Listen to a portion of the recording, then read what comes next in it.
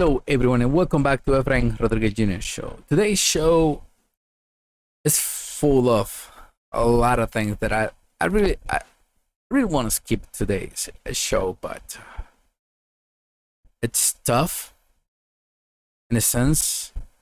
A lot of political issues going on with police. That shooting of the 16-year-old kid, the ACLU. Is saying stuff, and when you hear what I'm gonna say the whole report, because at the end is the best part, and sometimes we need to know and we need to embrace those that are giving their life and putting their life in the middle for the order in the island of Puerto Rico. Because believe me, there's another news that I'm about to tell you today. There were three people just shooting at police like it's not tomorrow. It's like the Wild Wild West, like I mentioned the other day. WWF in Puerto Rico. Two parents with their kids start fighting like it's a wrestling match. It got ugly, and very ugly quickly. And I don't know. It's Carlitos Colon was invited to that one. I don't know. I just when you hear that one, you're gonna be like, whoa. And the last one is gonna be the pass of the representative from the Republican Party, Jackie Walorski, that it just passed today on a car accident. Very tragic. So let's just start with this. From the first hour newspaper in the island of Puerto Rico. Strong criticism of the ACLU to the police of handling the case of a minor shot. He considers that they consider that the investigation should be carried out by an independent entity and not by the Special Investigation Bureau. The American Civil Liberties Union in Puerto Rico, ACLU, condemned what its opinion appears to summary execution of an unarmed 16-year-old boy during a police intervention in the Rivera urbanization in Rio Piedras. And I just want to add to this. He did not have a weapon on him that shoot bullets, but he was driving reckless, and he was in a dead end street, and he didn't stop. At that moment, that vehicle became his weapon. Listening to this criticism for ACLU, it's just to see and to show you how political this is going to get quickly. And we're going to continue of this during this happened at night on Monday, and the press release, they criticized the expression of the leadership of the Puerto Rican Police Bureau for considering that they prejudged the event and insisted that the motor vehicle should be considered a lethal weapon. The minor was driving a vehicle that had been stolen in Carolina hours before. They reiterate their view that these cases must be investigated by an independent entity unrelated to the government, so that if its objectives, since the Special Investigation Bureau, NIE, which has entrusted with the total investigation of the incident, belongs to the umbrella of the Department of Public Safety, as well as the MPPR. They pointed out that will Governor Pedro Pierluisi Urrutia or the Senate will be responsible for creating an independent investigative commission for this type of case. The ACLU of Puerto Rico strongly condemns what by the accounts appears to be summary execution of the 16-year-old boy. We condemn premature expressions by the police high command prejudging what happened at the scene of the reported events and leading to justify an unjustifiable. We condemn any attempt to deceive the people with the investigation whose end it's apparent and whose finding will certainly not be transparent. This is very important. There was only one thing the minor needed to do: step out of the car, raise his hand, and assume the position. That didn't happen. But that the newspaper don't want to mention that. And even they just they don't want to take that the car is a weapon, as the police is saying on the on the report. No. Whatever is not convenient for them, they're gonna no. Let's just not say that part. Just leave that part out. Let's just continue. In addition, they expressed their discomfort that the 7 police officers and the sergeant were rearmed without even completing the preliminary investigation or undergoing an evaluation by mental health professionals as required by the protocols. They recall cases that qualify as extrajudicial execution, such as the case of Cerro Maravilla in my hometown, Villalba, 1978. I remember those cases. It was a big deal, and those were executions, big execution. This was at night, and a minor using a car, and we just gotta check the protocols, what the book says, how you gonna react to those. That of the citizen Miguel Cáceres in Humacao, I don't know what happened to him in 2007. Same here. And the young Jorge Luis Polanco Jimenez, 27, in Carolina, 2007, among other that have shaken the country. This is really getting very political, and it's gonna continue in a way that you had no idea. All I was saying yesterday is let's just wait for the reports and everything that it happened. And if someone is guilty of something, after that report, so be it.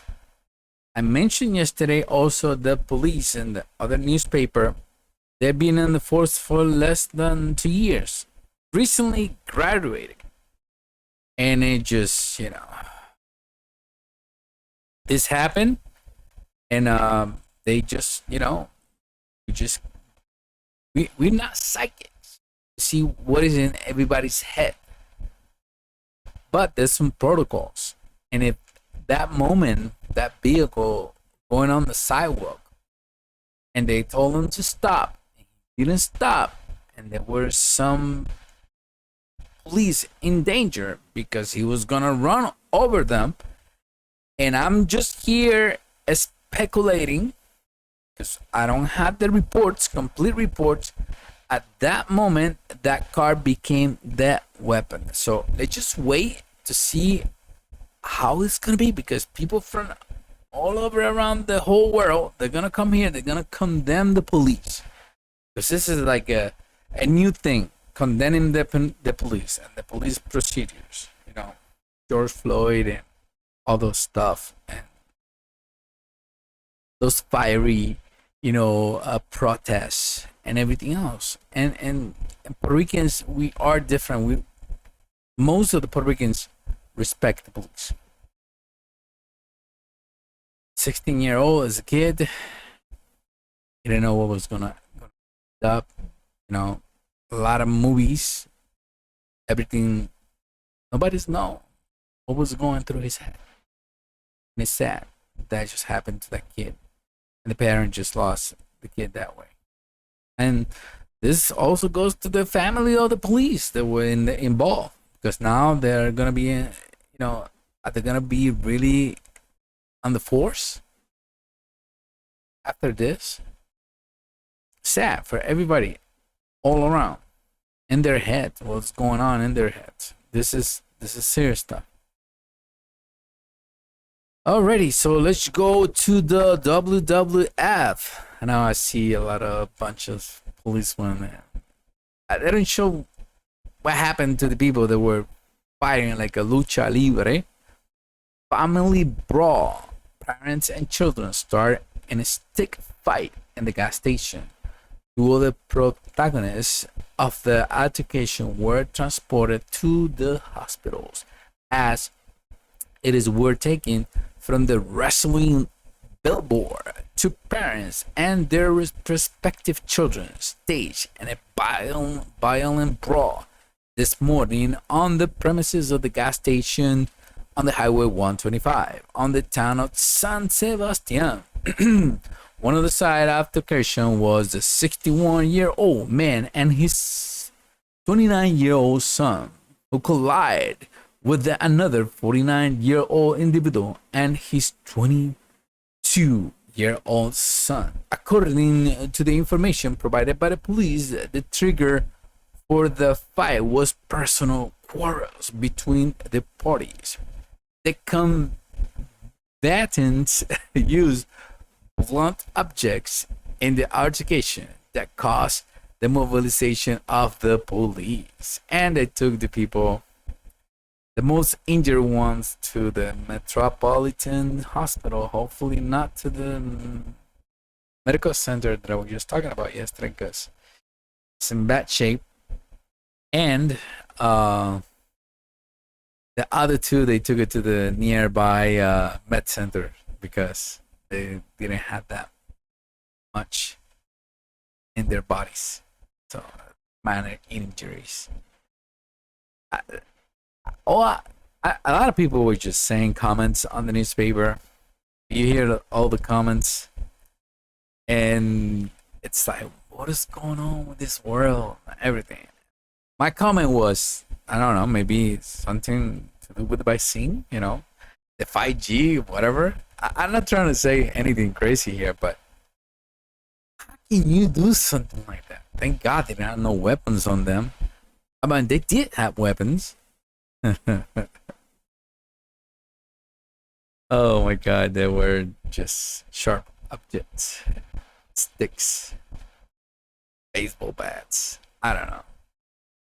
Again, this is sad that it's happening, and this society is just not patient no more, and the forgiveness part is just out of the door. It's sad this just happened like that. And the last one is a sad story for this woman, a 50-year-old Jackie Walorski, Republican representative from Indiana, dies in a car accident. The 50-year-old politician served on the House Ways and Means Committee, was the first elected in 2012. Washington Republican U.S. Representative Jackie Walorski died Wednesday in a car accident in her district under northern Indiana. The Elkhart County Sheriff's Office has just informed Jackie's husband that she was killed in a car accident this afternoon. Please keep her family and your thoughts and prayers. Her in your thoughts and prayers. We have no further comments at this time. Her office says say this statement. The Elkhart County Sheriff Office said that they were called to the scene of a two-vehicle crash shortly afternoon. Police said the car was traveling in the left of the center lane and collided head-on with the pickup truck in which Walorski was traveling.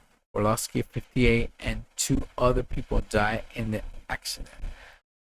A 55-year-old woman who was driving in the other car was also killed in the crash, police said. So there was 4 dead. It's bad. Descanso eterno concede el Señor, que brille para ella la luz perpetua, que descanse en paz. Amén. So this is what I have for you today. Thank you so much for being here in Efrain Rodriguez Jr. show. I'll be seeing you back tomorrow with more, hopefully better news than today. We end up with a sad one. And our respect to the husband and family. I'll see you back tomorrow from Palma Sola, Villalobos, Puerto Rico, Efrain Rodriguez Jr. in Efrain Rodriguez Jr. show. Peace. God bless you.